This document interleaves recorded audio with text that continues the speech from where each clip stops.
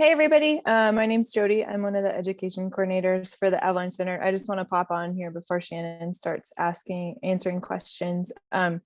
Couple updates. Please remember to sign your waiver. It's online this year, so we won't have extras at the field days. If you're a reschedule from December, I need you to fill out a new one just in case. We lost that one in transition and we did make some updates to it. I'm doing my best to keep track of people swapping. There's a couple folks in the chat wondering. I'll do my best to try to get you an answer, but I might have to do it later this evening, just depending on questions. So just a couple etiquette things. You guys all are muted at the moment. Feel free to type in the chat box or the Q&A box for your questions. And any questions related to the field day itself, I'll try to just answer in those, and then Shannon will do any Avalanche related ones live, and that goes for all the rest of the speakers as well. So I think we're pretty well set to go for it. Shannon, if you want to. Awesome. Yeah, I'll start off. My name's Shannon. I'm the other education coordinator. I'm going to start off with our kind of intro to avalanches and terrain talk. So the basic format for tonight, each of us presenting has a 5 to 10, sometimes more than 10 minute recap, and then we'll take questions for that specific content. So I'll pull my presentation up, and then we'll roll from there.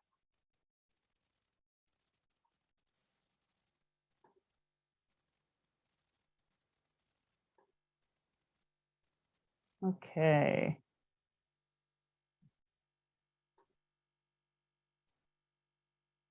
Hold on.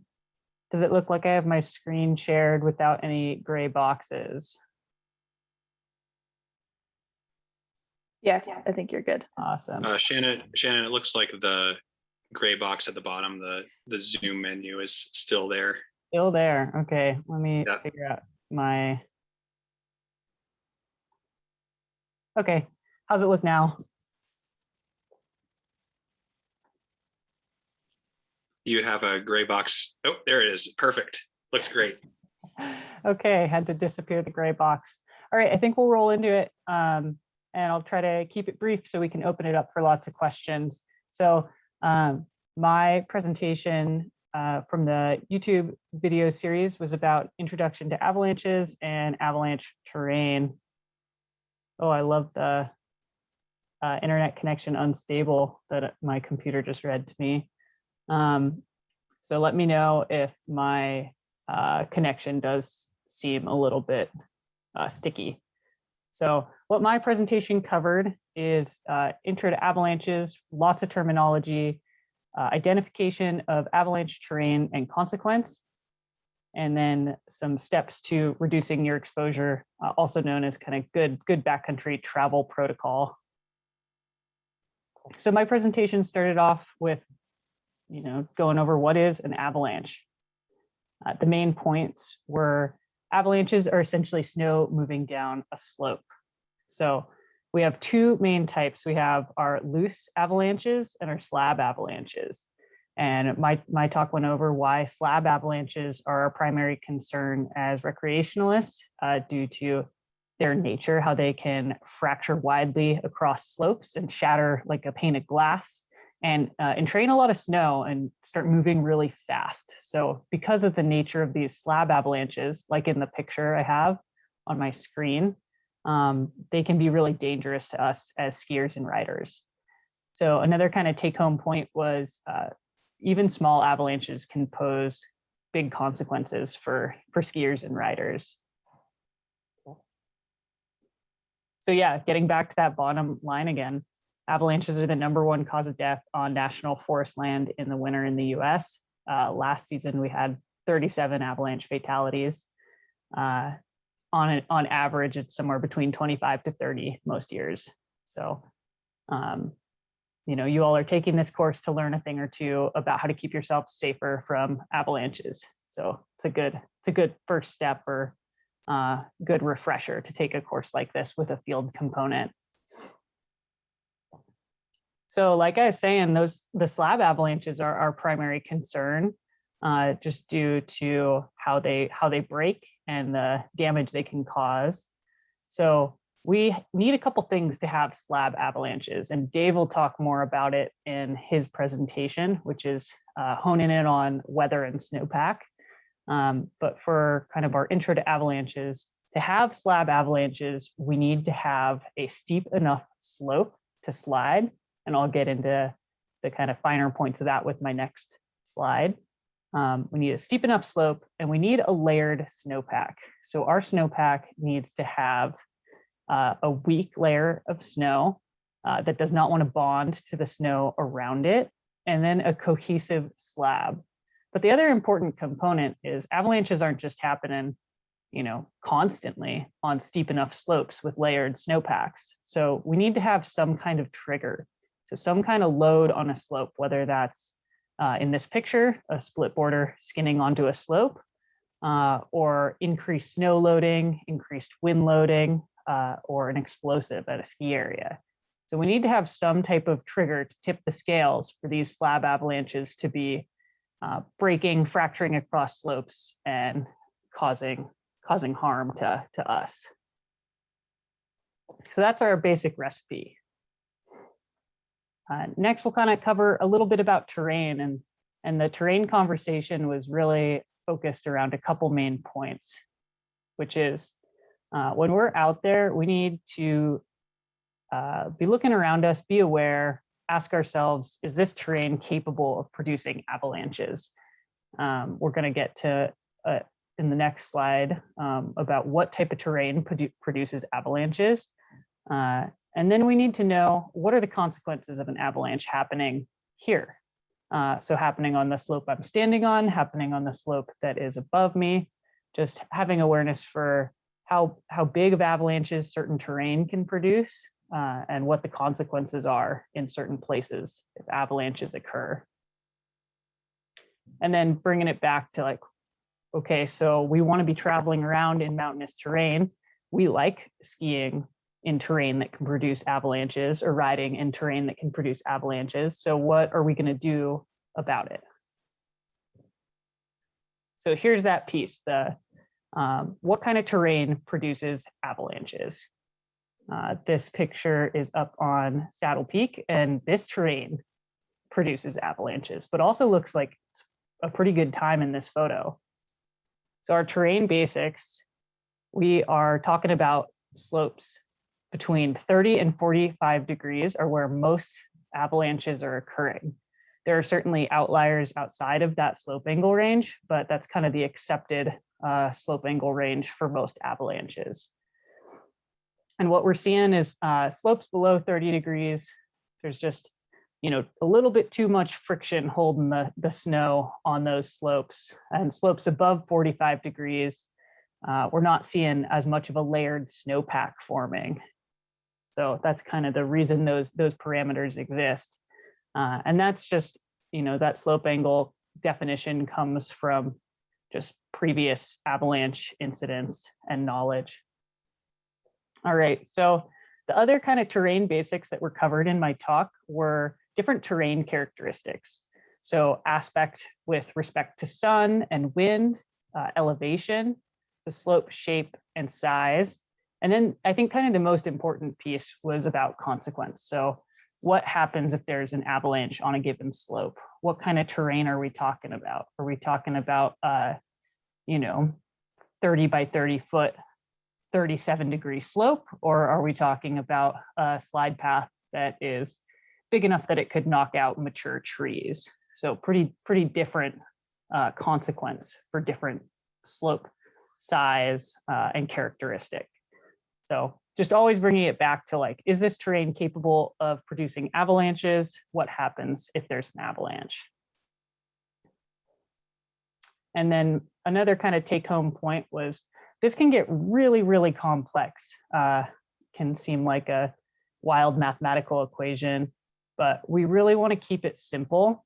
And that's why following a couple kind of consistent rules with how we move through terrain is super important. Because of all the aspects involved in avalanches, we have a lot of control whether or not we engage in certain terrain or what type of terrain we put ourselves in. So we have our kind of like good travel practices or our everyday out terrain considerations. And those are going to be, if we're putting ourselves in avalanche terrain, we're going to travel one at a time to reduce exposure. If we have multiple people in avalanche terrain at once and there's an avalanche, it's going to be a lot harder to perform a rescue, or there may not be anyone to perform a rescue. The second one would be communication is key. Just making sure everyone in your group is aware of what is avalanche terrain or how the group is planning to move through terrain. So lots of communication equals kind of, better group outcomes. So another point with that traveling one at a time in avalanche terrain would be stopping and watching from less exposed areas. So hopefully we'll get practice in the field days of identifying avalanche terrain and discussing how you would travel through terrain. And you do really need to be, in the field looking at terrain to start learning about good travel practices. So the final one would be just choosing terrain to match the conditions. And this one may seem like a no-brainer, but there's not, we're not every day going out and being able to step into steep terrain and just understanding and looking for signs that would let you step back from being in avalanche terrain, which you'll get from Dave's talk about Snowpack. So I think that kind of wraps up my component. So I think we'll open it up to any questions. All right. Let's see what we have. And if we had any other folks jump on while I was talking, feel free to type in questions in the Q&A or chat box. Or if you'd like to ask a question live, just go ahead and raise your hand.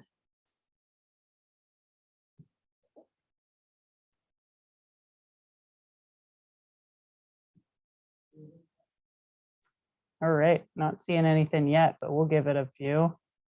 Hey, Shannon, I got a question. Yeah. My question is, like you're telling me that avalanches happen on slopes that are between 30 and 45 degrees. How do I know how steep a slope is?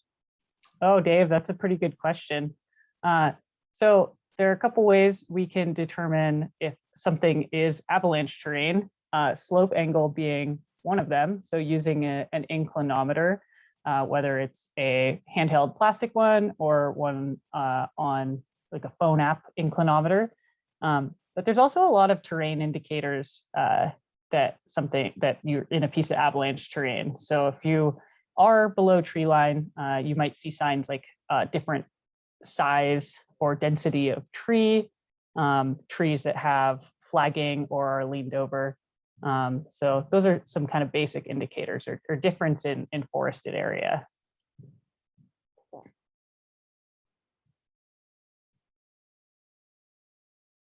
All right, let me see. I'm gonna take a look. It looks like I've got a couple questions here.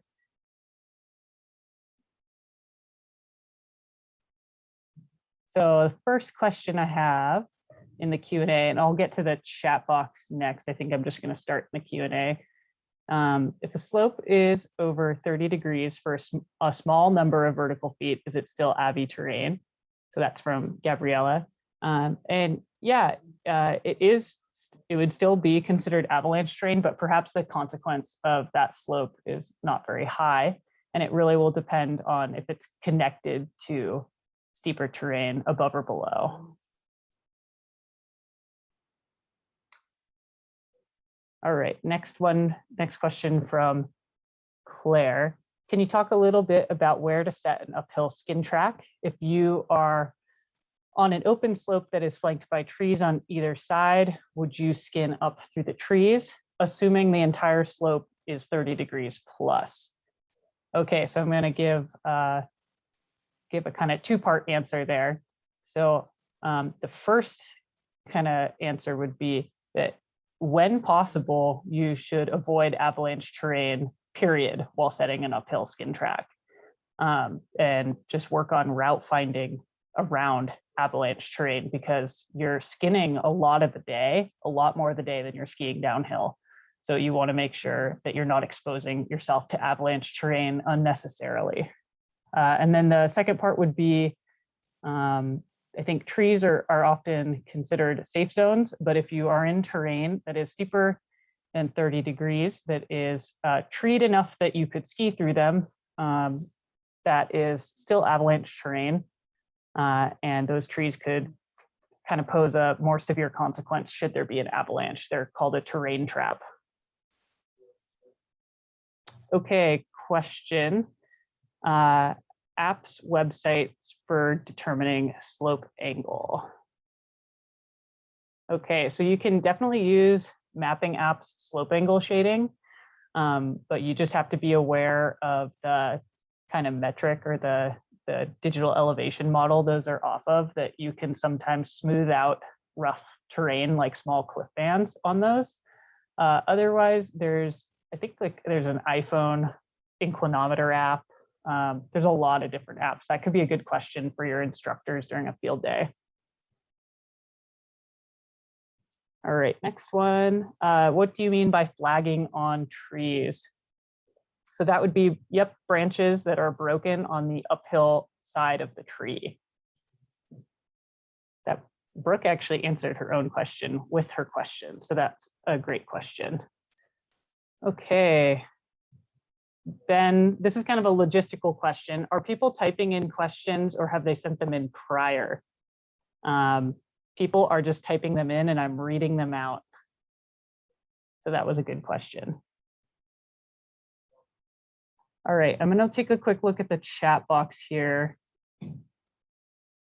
And then I think we'll have to move on just for time's sake. Okay.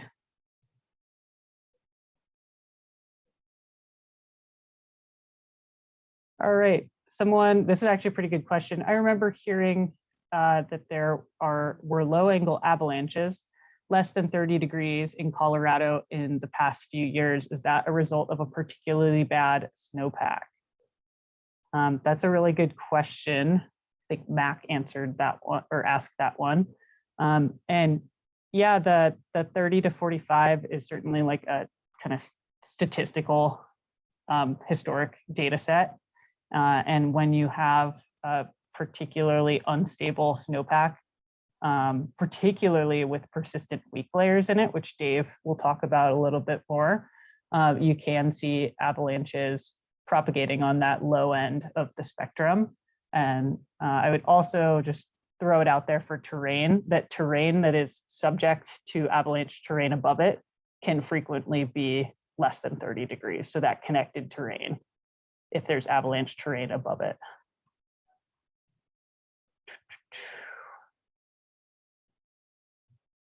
Okay. I think I'm going to buck, there's a stability question to Dave.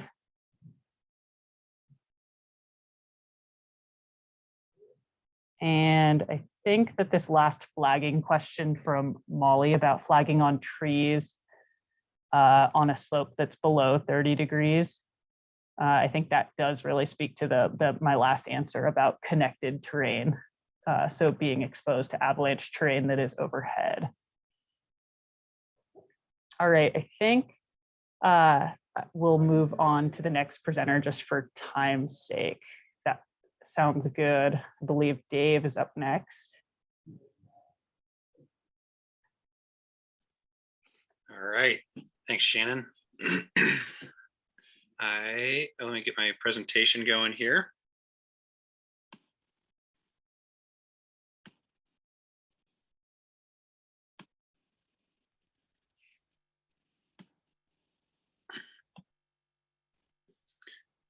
Okay, Shannon, can you just confirm for me that you see the correct screen and that I don't have any gray boxes covering my presentation?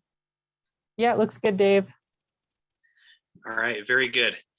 Awesome. My name is Dave Zinn. I'm one of the avalanche forecasters with the Gallatin National Forest Avalanche Center, and I am going to talk about snowpack and weather and how these two things play off of each other and contribute to slab avalanche formation and instabilities in the snowpack.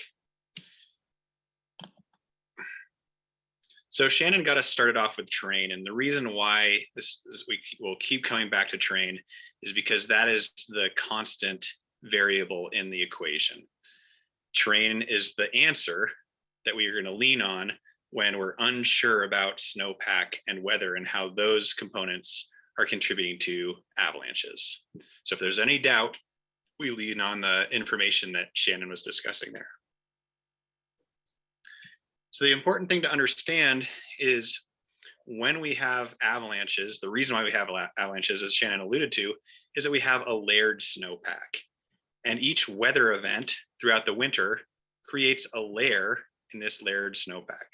So that could be wind or high pressure, warm temperatures, cold temperatures, any of these things. And that those layers are what we're traveling across the top of, whether it be on split board, skis, or snowmobile. All right. Just because we have a layered snowpack doesn't mean it's necessarily unstable, but it is, when we simplify it, when we have something over nothing.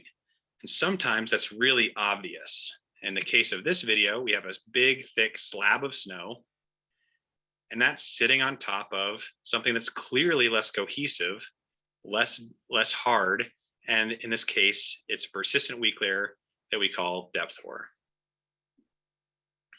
So there that is again. Something over nothing, we've got a problem. That instability in the last video, what that is that was a persistent weak layer.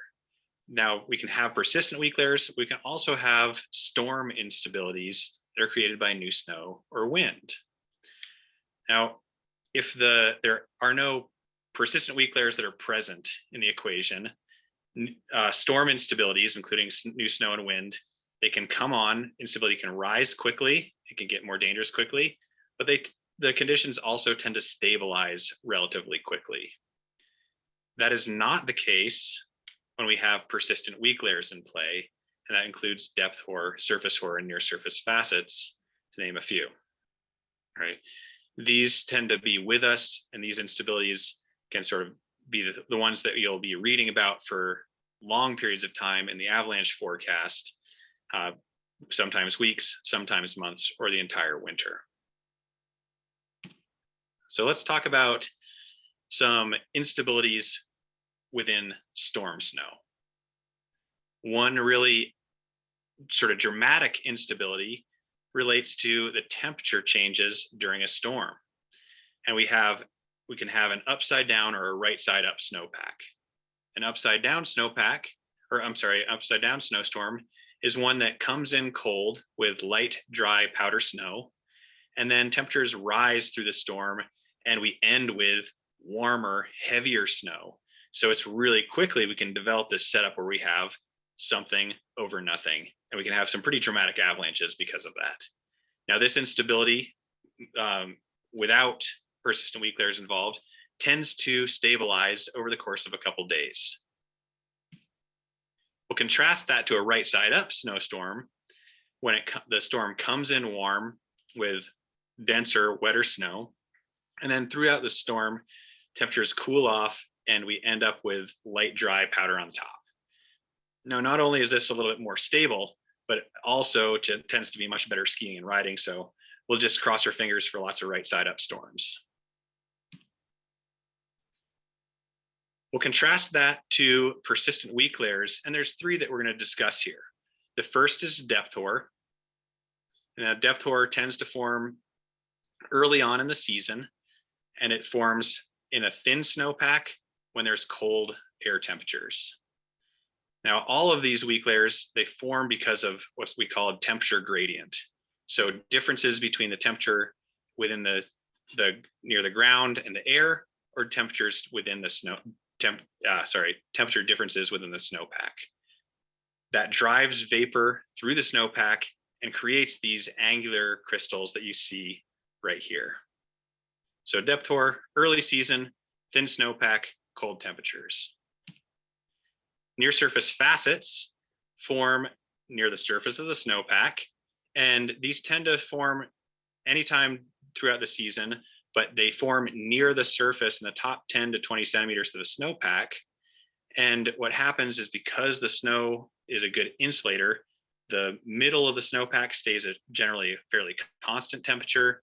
And then up toward the surface, there can be large temperature swings between cold nights and warm days. And that again drives vapor through the snowpack and creates these angular snow crystals. The last one that I'll mention here is called surface hoar. Surface hoar, rather than forming within the snowpack, is a depositional process, and all it is dew. So one indicator that this process is occurring is if you have frost on your windows in the morning. That's frozen dew on your windshield. Surface hoar is frozen dew on the snowpack surface. Now, interestingly, right now in our advisory area, we have a new layer of near surface facets and surface hoar that have just been buried. And they were buried all across the southern mountain ranges in the mountains around West Yellowstone and Cook City, and the southern Madison and southern Gallatin range. So what we're waiting to see is how these new weak layers perform when they're loaded. And they'll get loaded by new snow or wind drifted snow. These layers are going to be guilty until proven innocent. So we're going to assume that they're going to produce avalanches until they decide not to for some reason. All right. So weight added to the snowpack and change leads to increasing instability. And when we're out in the field, what we're looking for is signs that the snowpack is unstable, rather than looking for signs that the snowpack is stable. Because what we're always trying to figure out is, hey, what are some clues that we need to onboard into our information or decision-making process that'll keep us in safer terrain, out of that steep terrain that Shannon was talking about. The number one sign that the snowpack is unstable is recent avalanches. So if we see recent avalanches like this, we can just assume that nearby slopes are also unstable.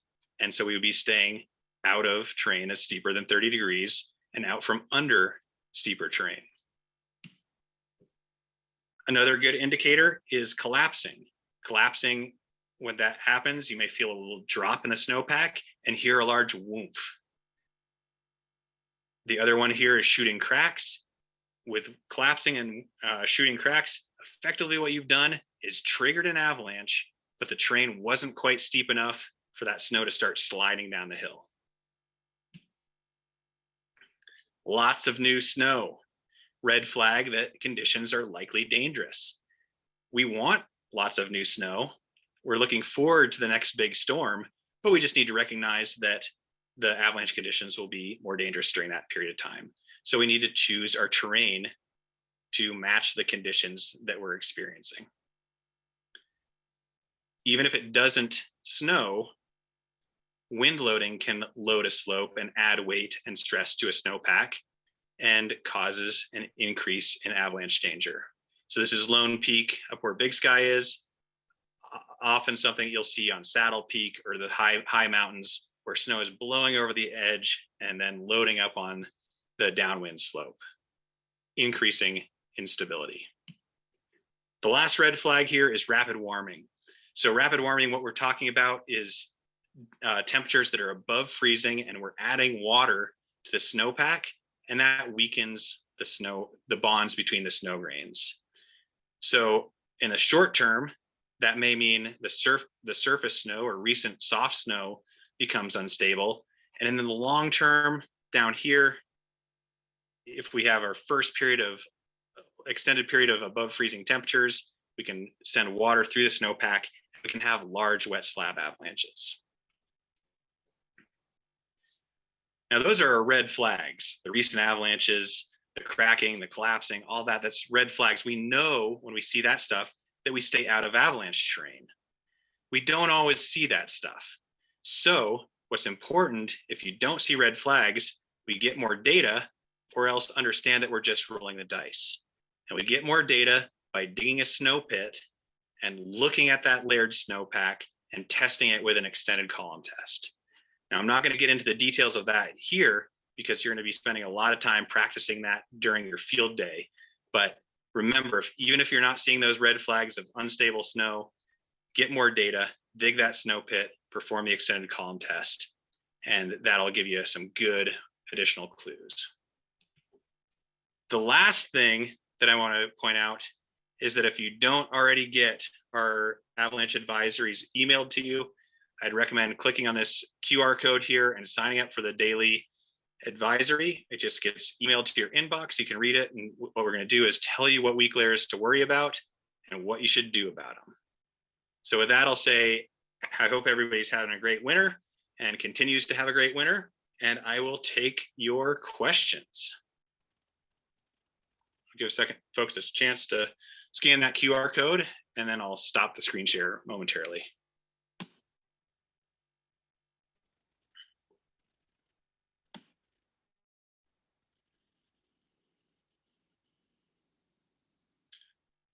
All right.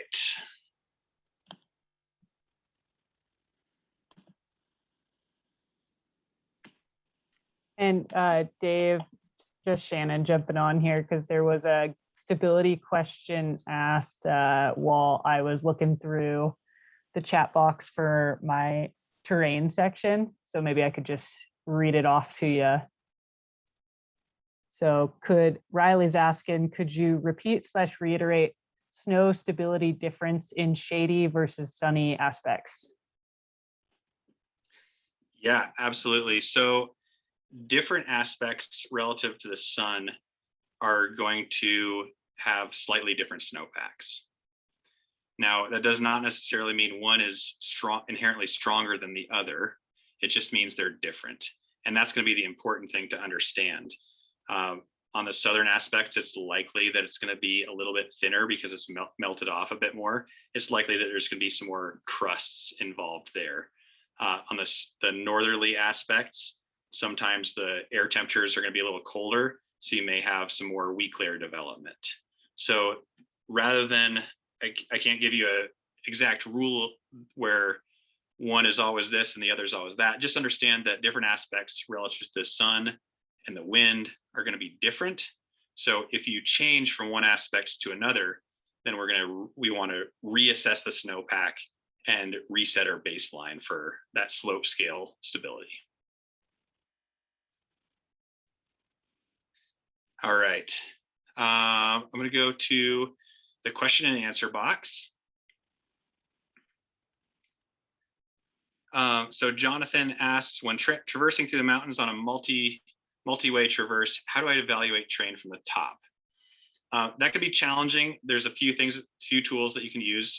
Shannon mentioned that the mapping software gives you a good general picture of slope angles, but not an exact one. We need to remember that those slope shading maps that, for example, Onyx or CalTopo or Gaia produces have a plus or minus error of about 4 degrees. So given that the difference between 28 degrees and 32 degrees is being an avalanche terrain or not, we want to ground truth those maps. But that gives you a good way to start. Also, the other part that I'd recommend is just as you get out there, you're going to use your inclinometer a lot. So an inclinometer is going to come with your class. So get those out of your pocket and check slope angles, and you start to get more comfortable with your guessing, and you can get closer that way. All right. Ben asks, in terms of doing an extended column test, where is the best location to do one? And so it is the most accurate as possible without being an avalanche terrain when you do the extended column test.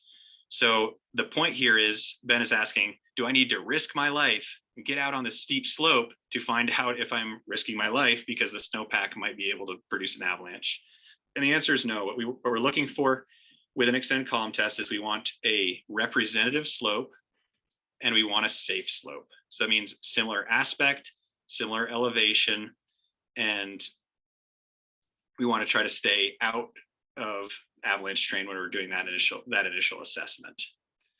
The other part that I would say to this is that we're not going to be performing an extended column test or any stability test and thinking about going into avalanche terrain on a day when we know the conditions are dangerous. So this testing is really sort of a last stop where we're looking for instabilities and a reason to turn around from terrain that we believe is in line with the avalanche forecast already.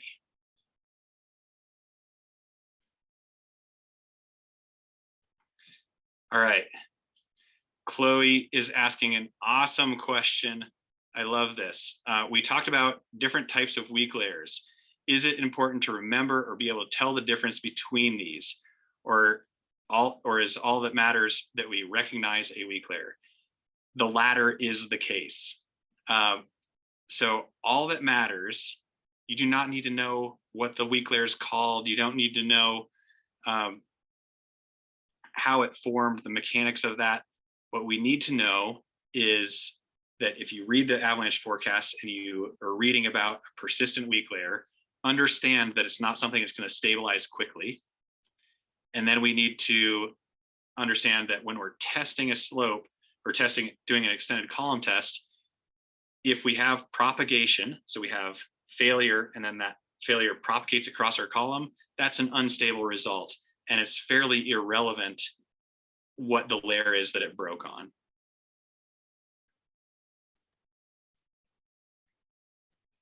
All right, Mac asks, for the extended column test, the level of force you apply seems pretty subjective based on the strength of the person doing it.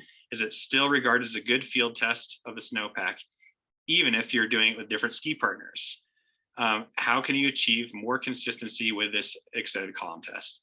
Mac, that's one of the questions I think practicing this with your field instructor is going to help a lot with, and sort of getting the details of how we do this. But fundamentally, you're correct. It is a subjective test, and the amount of force that I put into my taps on the column is going to be different than what Alex or Shannon or Jody puts into the test. So sort of the fundamental component of interpreting the test isn't necessarily how much force you're putting into it, but whether you're getting the propagation across the column. And so we need two things for an avalanche to occur, a slab avalanche that is. We need failure of the weak layer, and we need that failure to be able to propagate or spread from that point of initial failure. So we have the slab avalanche. So that's what the ECT is good for, is it tests the failure, and then it also tests that capability of propagation. So the slight differences in forces, that's something that you sort of have to consider, but ultimately, from an interpretation standpoint, propagation means unstable, and we're looking for safer terrain.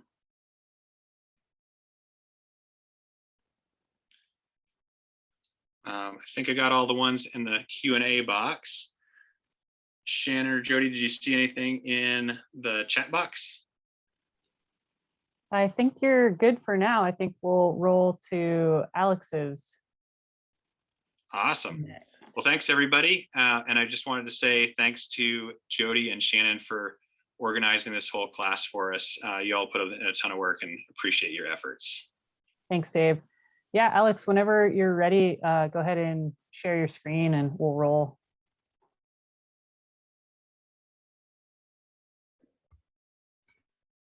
All right. Thanks, Shannon and Jody, for getting us on here tonight. Thanks, Dave, for starting it off for me. I'm Alex Marienthal, another forecaster at the Avalanche Center, works with Dave. And my talk for this fundamentals course was about avalanches and decision making, so also sometimes referred to as the human factor. And this is, so Dave and Shannon talked about what creates avalanches, where they occur in the terrain, and what types of weather and snowpack cause unstable setup that would allow the snowpack to slide in that avalanche terrain.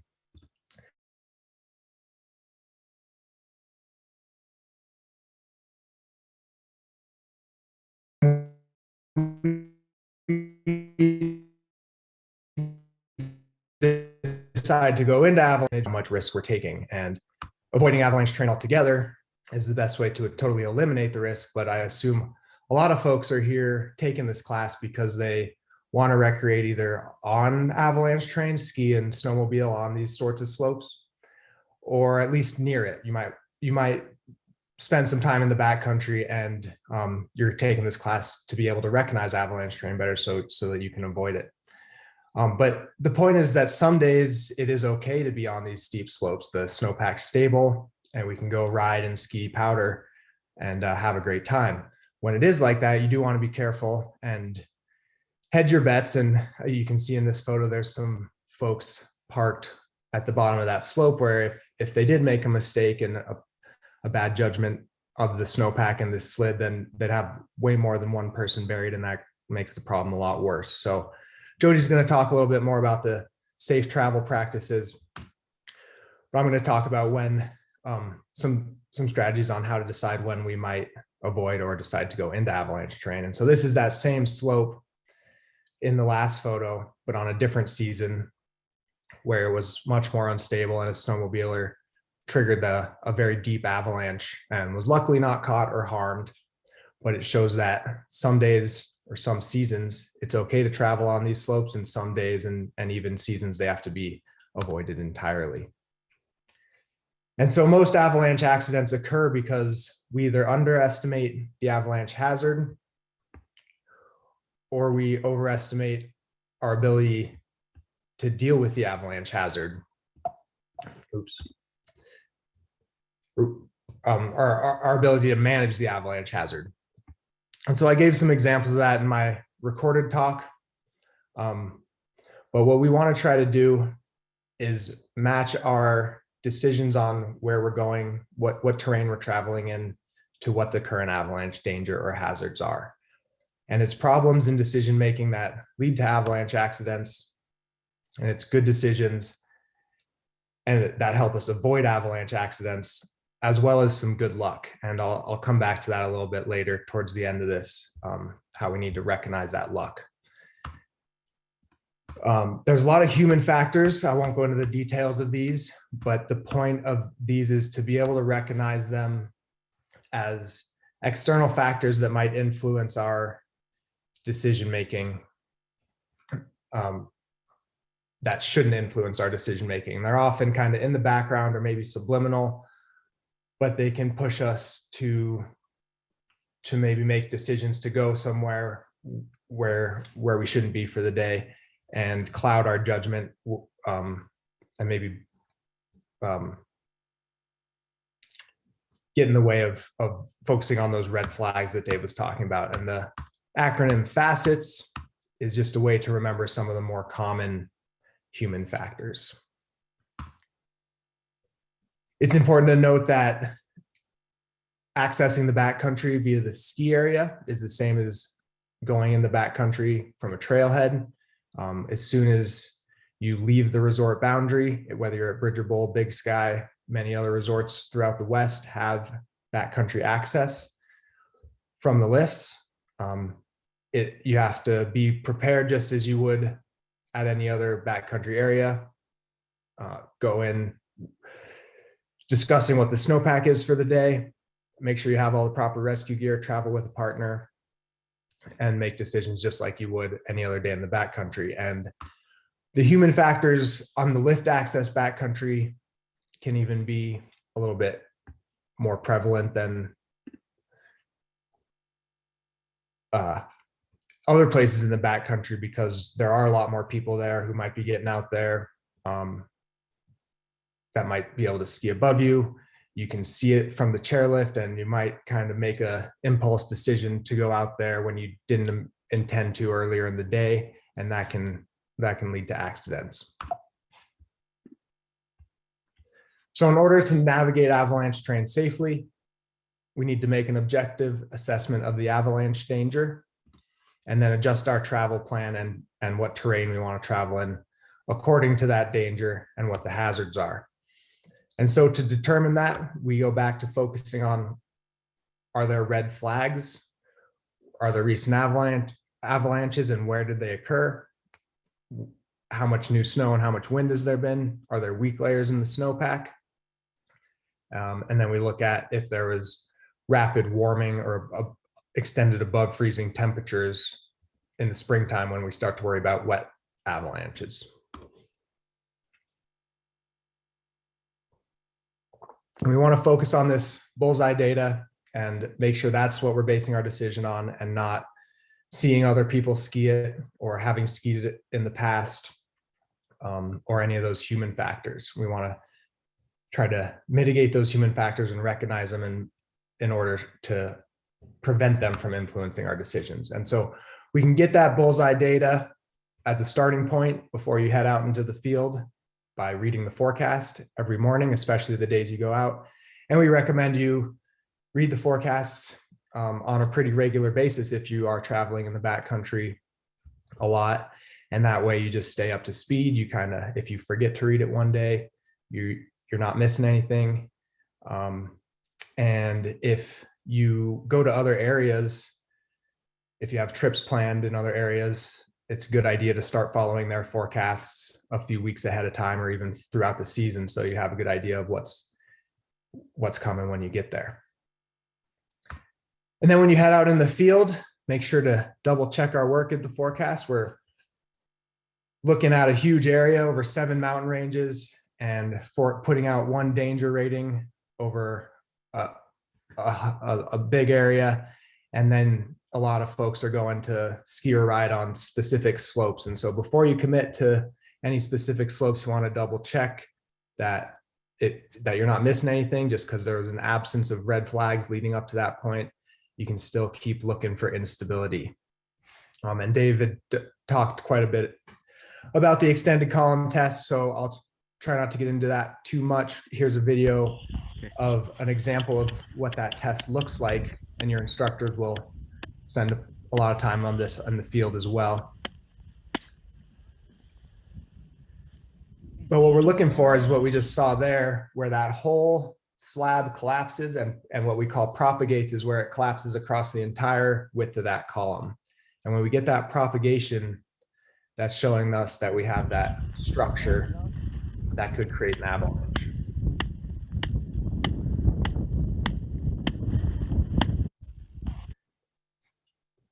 And also while you're out in the field, stability tests are great, but also looking for unexpected weather that the forecast might not have mentioned, or if it snows more than was forecasted, or if there's more wind, or the wind was loading slopes that you might not have expected.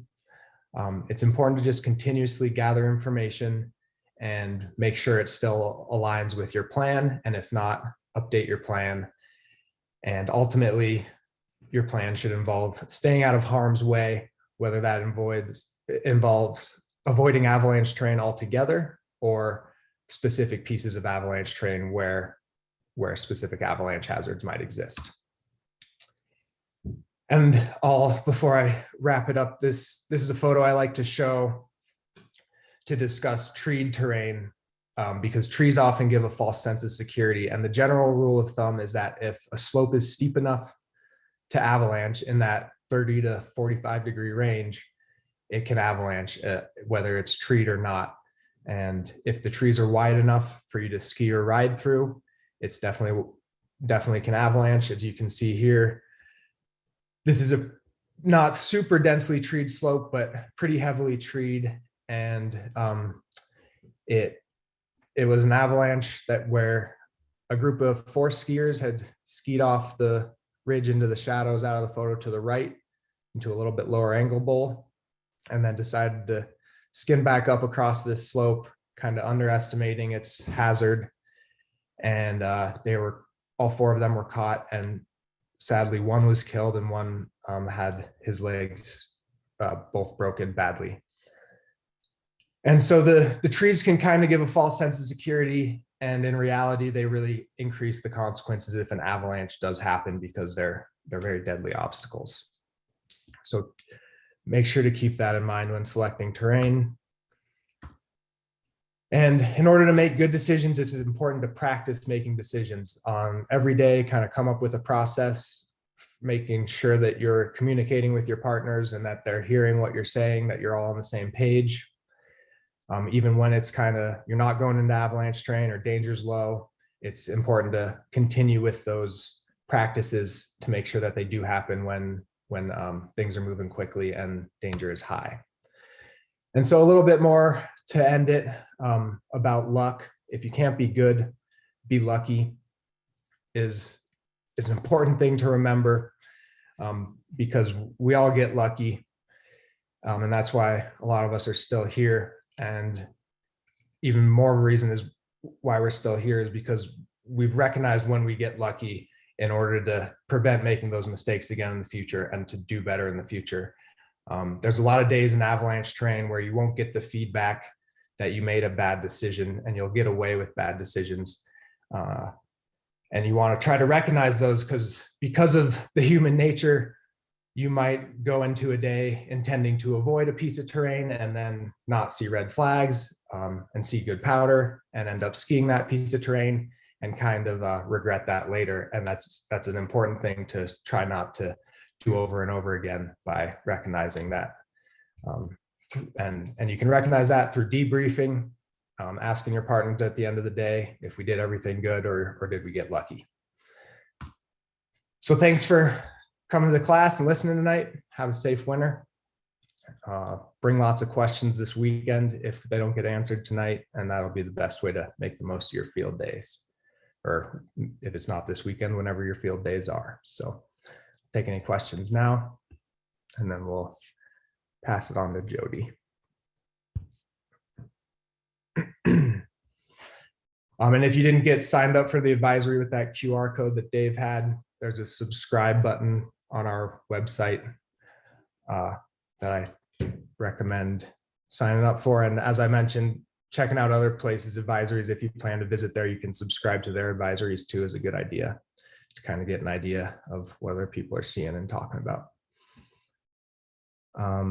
Let's see the Q&A here.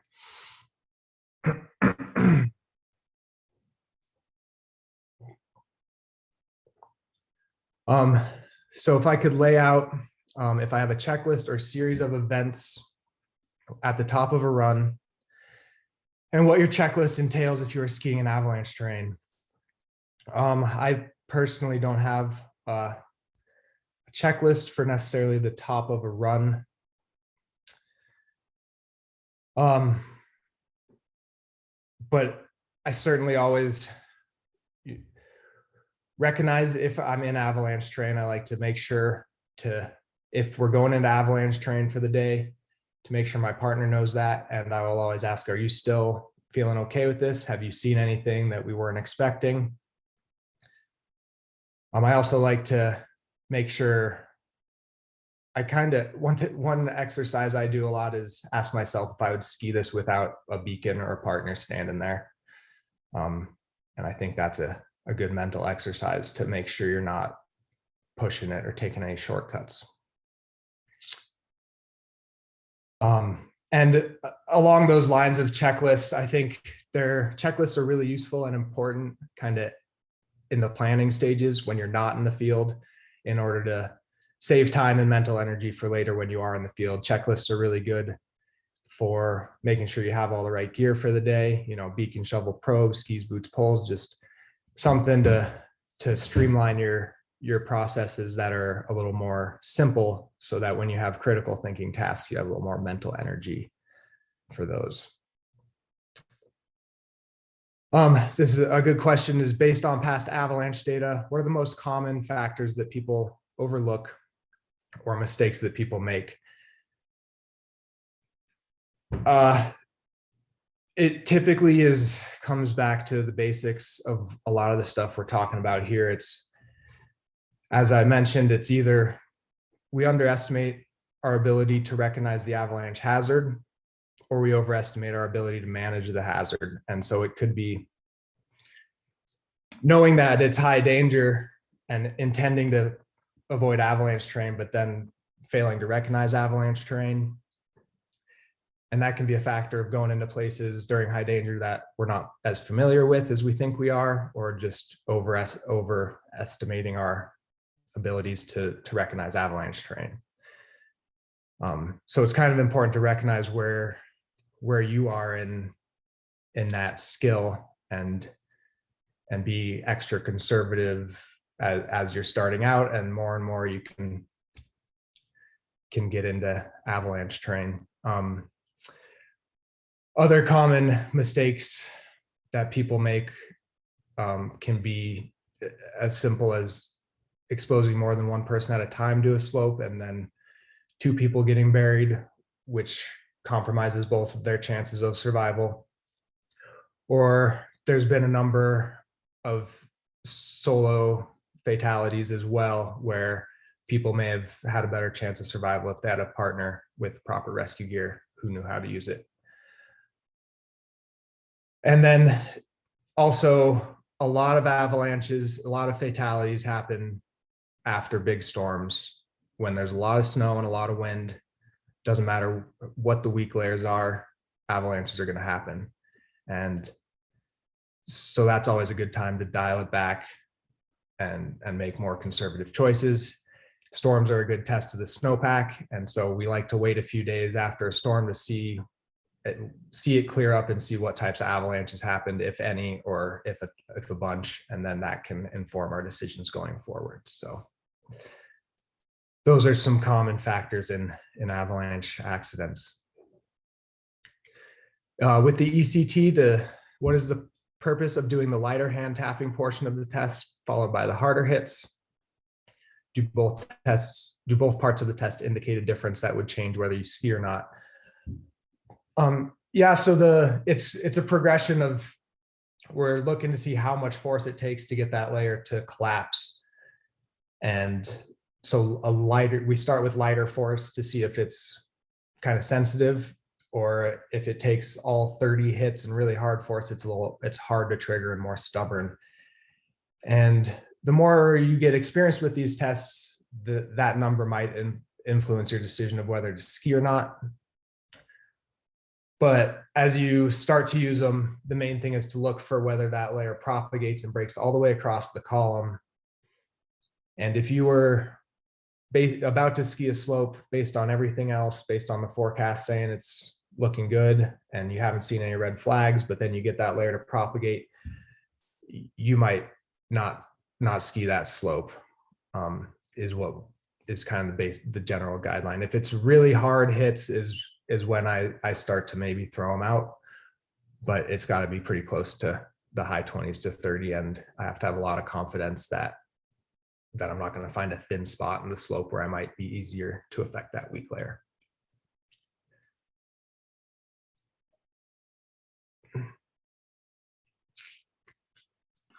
Alex, you have one in the chat box as well.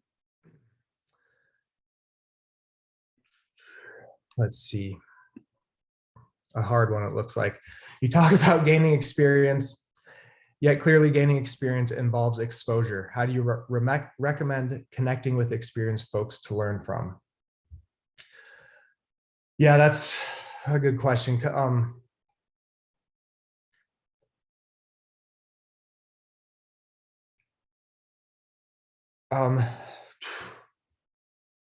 Yeah, connecting.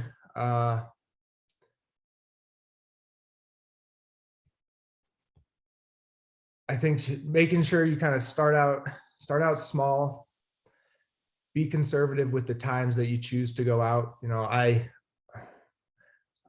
there's kind of this progression of like when you start getting into this stuff, you get a overconfidence pretty quickly, and then you make some mistakes or see some friends make mistakes, and then you become more conservative again. And what we really want people to kind of not have to go through that mistake making process by sharing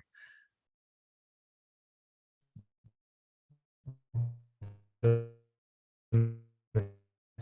mistakes we've made that we post on our page. We have years of them, and a lot of them are tragic outcomes, but we can learn a ton, and you'll see a lot of these patterns of where people make mistakes or when avalanches happen. and those kind of sit in your head and help inform when you might go out or not. And then, yeah, just trying to be really conservative and patient and happy with not getting to objectives a lot of the time is just really important. Learning, finding peers, having experienced folks is really good to have mentorship. And I don't know the exact ways that comes about. I think it happens for a lot of people in different ways. But learning side by side with someone at the same level can be really good too, especially if you're very open with communication and can kind of call each other out or reflect on your own mistakes as well. I hope that kind of helped with that. But yeah, experience, there's some quote that says experience is what you need, is what you get right after you needed it. Something like that. So.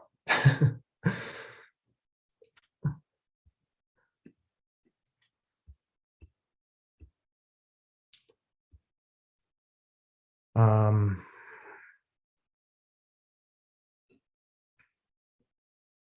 took an area Avi 1 in 2008, which was in Colorado with a similar continental snowpack. Would you all consider redoing an Avi 1 or move on to an Avi 2? I feel like I just want a lot of practice getting out and getting better at evaluating the snowpack and terrain. Yeah, that's a really good question. I recommend as much education as possible. Exactly what you say there, a lot of practice getting out and getting better at evaluating the snowpack and terrain. So if you have the time and resources, I would say do another Avi 1, and then in a couple years after that, do the Rec Avi 2. I think it's for anybody, if you came back to do this Avalanche fundamentals course every 3 years, would be a great refresher and a good way to just keep you on your toes. But also, if you want to take the 1s and 2s, that gets you a little bit more into the details, which is really good too. But as much continuing education as possible is key. You can't just take this class and never return to ask a question again or an Avi 1 and be done.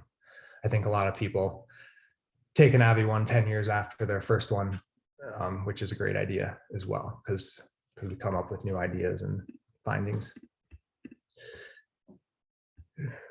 I think Jody is going to get to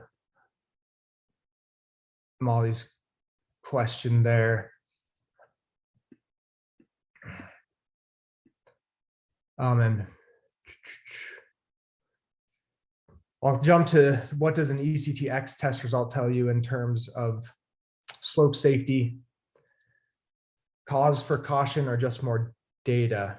So an Ectx result is when you don't get a layer to break or propagate.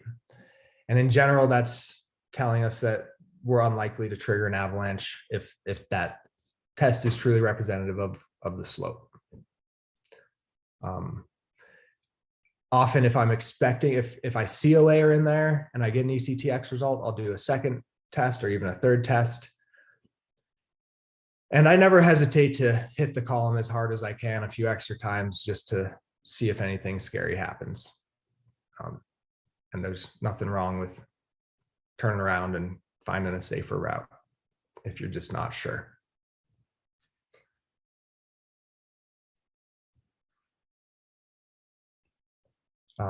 Looks like someone's typing answer to Ben's question there.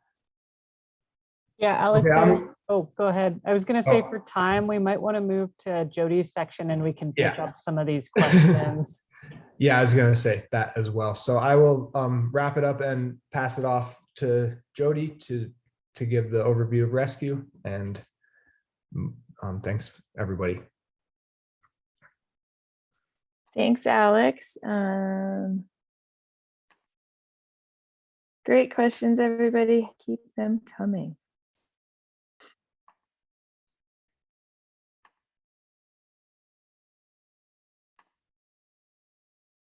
Okay, so I did the rescue portion of your Avalanche Fundamentals course. So just a reminder, this is just to prep for when something does go wrong. So we want to put all these things that we've learned from our other three presenters into play, but we always want to be prepared for if something happens. So just to recap, in order to perform an avalanche rescue, we need to carry the proper gear. So what is the proper gear? We need a modern avalanche beacon.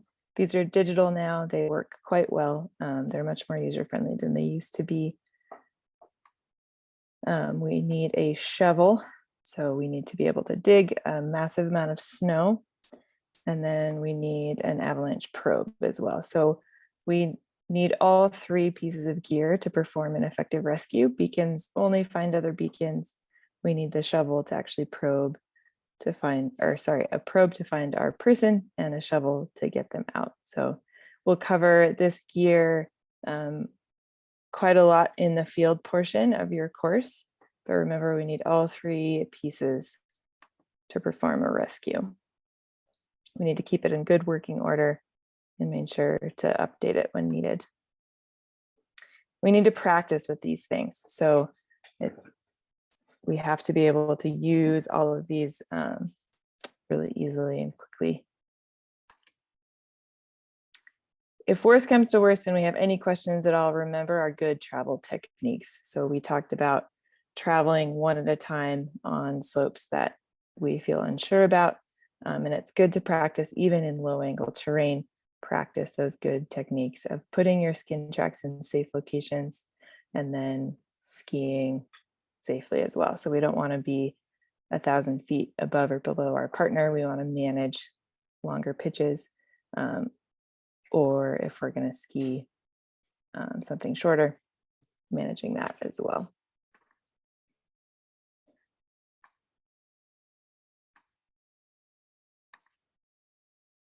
All right, so two different scenarios here. If someone in your party is caught, you're going to take a really deep breath. So you are the sole chance of these people getting back out. So we need to have a plan and we need to revert to our practiced skills. So the better we can get all these skills dialed in, we'll revert to those in a panic situation. The opposite of that is if you get caught. So if we get caught, we want to swim and struggle and fight and make ourselves as large as possible. So we want to try to float to the surface of the avalanche. In the event that we can feel ourselves start to slow down, sometimes we might not be able to. We want to start to build ourselves an air pocket just by punching our hand out in front of our face. Again, if you can keep track of which way is up, punching that hand up towards the surface can be helpful for your partners searching for visual clues, which eliminates the need for a beacon search. And I know there's more questions about that in the Q&A, so Molly will get to you, I promise.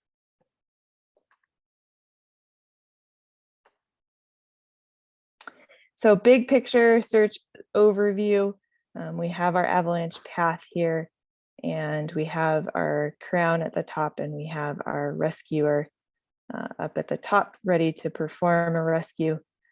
We want to first decide, is this scene safe? So I don't want to become a second victim of an avalanche. So I want to double check before I just go launching into this avalanche path that I'm not in any danger. Straight to that last scene point. So they're not going to travel uphill of wherever I last saw them. We have gravity working in our favor there. And then I want to scan my beacon for a signal. So I want to see, does my beacon have a signal? If not, I need to scour that whole path until I get the signal.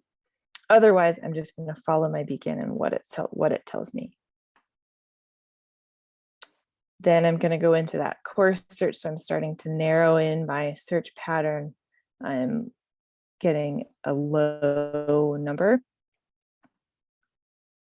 And then we'll work into that fine search. So I'm double checking what my true low number is by using that grid pattern. And remember, this is just a review, and we'll talk about it again in the field day and have lots of practice. Once we get that low number, I'm going to get out my probe and probe X. I should be able to hit my victim within the first couple of probe strikes. I'm going to leave that probe in place to mark my spot, and then I'm going to dig. So my probing, I need to remember to maintain a pattern. So I have to be systematic with this because I can't lose my spot if I don't hit my victim within those first couple of strikes. So I'm going to go in an outward spiral about 10 inches or a boot length apart.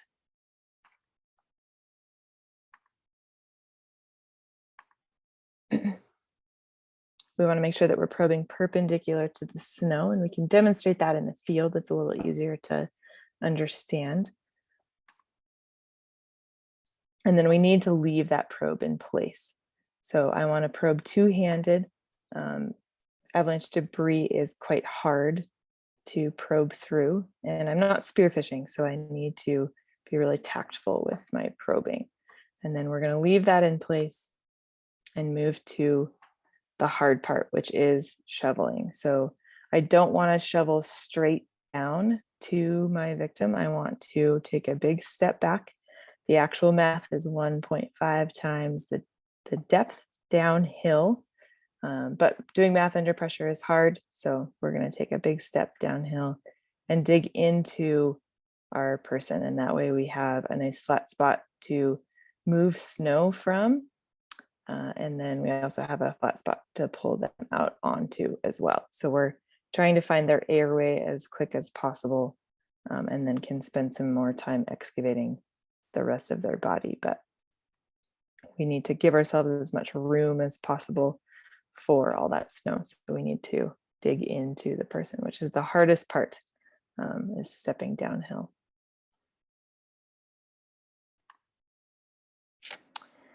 Okay, so quick wrap up on rescue.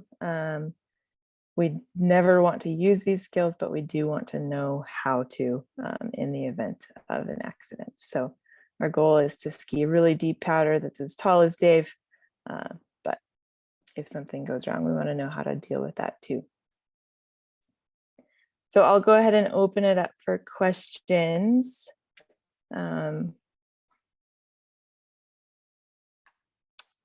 At this point.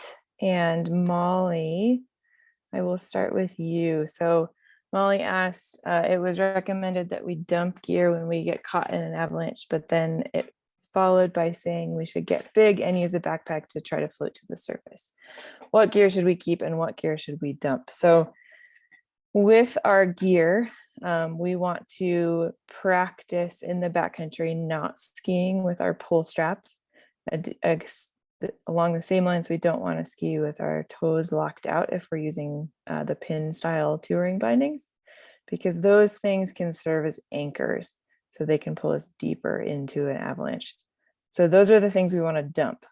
We want to keep our backpack on because it's going to increase our surface area and then help us float to the top. So hopefully that helps answer your question. And then Leah tacked on, I would like to know the pros and cons of airbag packs. Are they worth it or not? I understand the fact that they can give a false sense of comfort, and it depends on terrain. Any stats on them being worth it or not? So airbags do increase your chance of survival, with the large asterisk of if they are deployed. So that is sometimes the most challenging thing, is to get your airbag deployed in the washing machine of an avalanche, but they do work if you are in pieces of terrain that are wide open, where your big airbag is not going to be popped by trees. I think that if you can justify the cost and the weight of them and you ski in terrain that you feel like you would like a little more statistical chance on your side, I believe it's like 11%. I'm not totally sure. I'd have to double check. Then they're absolutely worth it, but do be aware of the human factor that they can cause, which is I can ski this because I have an airbag on. So make sure that you can gut check yourself in that regard.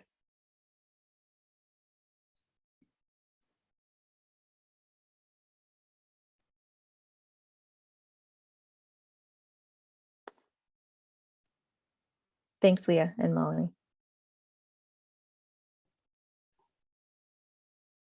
Thank you, Jody. I think, oh, you just got a question about I was going to say, I think you're almost wrapped up with questions. Ben, I believe that Black Diamond stopped making the Avalon.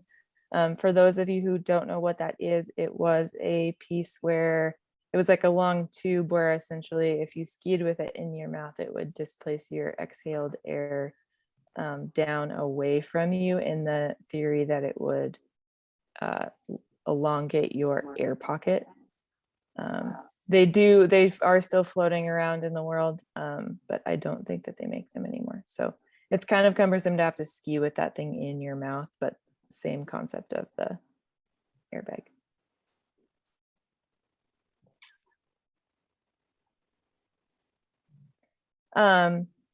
Awesome. I'm going to throw the waiver in the chat one more time. I very much appreciate all of you who have filled that out already. And Shannon, do you have anything to add? Yeah, I responded to a question about it in the chat box, but just wanted to clarify for everyone attending the field days. The logistics should all be in your email that you got from Jody, but if you are in need of a pass or ticket to get on the lift, we do provide one ride tickets. If you do have a pass, you can plan on using that, but otherwise we provide tickets.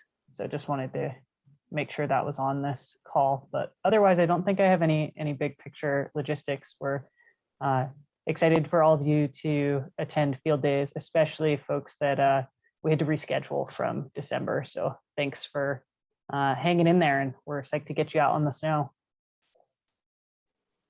Anything else, Alex, Dave, or Jody?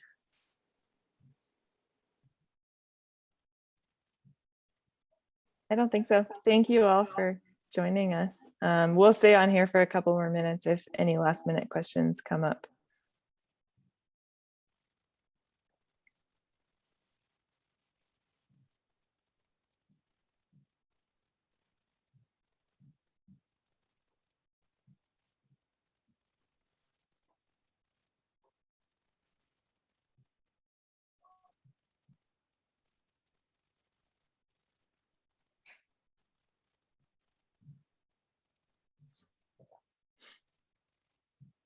This is where we need the Jeopardy music. I know. Alex, you have any good jokes? No. I'm just kidding. I'm just messing with you. None that are appropriate for a recording. Oh, there was a last minute question that popped up about rescue. Do you want to take it, Jody? It says, for shoveling purposes, how do you gauge the depth from probing? Oh yeah, Claire, thanks for your question. You do gauge the depth from your probing. So if you probe your partner at 1 meter deep, you would go 1.5 meters downhill. The clarifying point would be that most probes have measurement increments on them. Yes, or you can estimate just by going about double what it looks like. And Katie, you will meet at Bridger at the base area by the Sunnyside lift, which is the quad. And then with your instructors and the rest of your group, you'll travel to the Bradley's Meadow zone, which is just outside the ski area boundary by the Alpine lift. And no, Jonathan, you can't use an old tent pole. They don't have the integrity of an avalanche probe. So you'll see the avalanche probes that you'll use in practice this weekend or whenever your field day is. They're quite substantial, so they'll withstand probing hard debris where a tent pole might not. So, Jody, you're no fun. I know. They're very thin. Avalanche probes are quite a bit wider. So What if I take 2 tent poles together? you can use it as a lightsaber. You know, I actually had a student show up to a course last year whose father made his probe out of Out of aluminum. bamboo? It was out of aluminum, but Oh, wow. Cool. yeah, it didn't work very well. So I don't know if that fella's an engineer or not.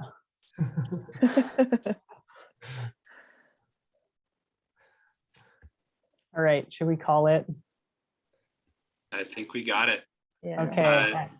Yeah. Nice work, team. Thanks for the good night. And yeah, looking forward to hearing how the field sessions go. Yeah, thank you all. We'll give you the update. And thanks for everyone for tuning in. Hopefully we'll see you this weekend or next weekend. And feel free to send friends gnfac@gmail.com any questions. All right, I think I'm ending the call. Have a good night, everyone. All right, Thank do it. you. Thanks, Shannon. Thanks, Jody. Thanks, Dave.